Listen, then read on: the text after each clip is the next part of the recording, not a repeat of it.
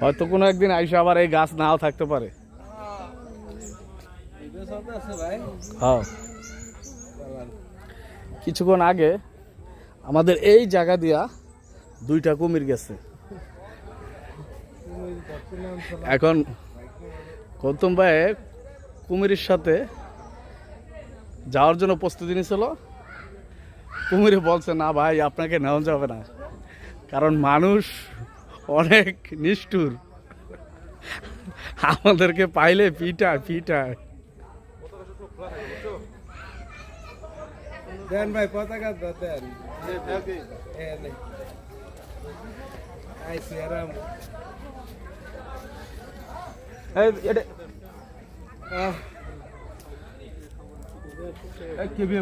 Sakhina plus Zarina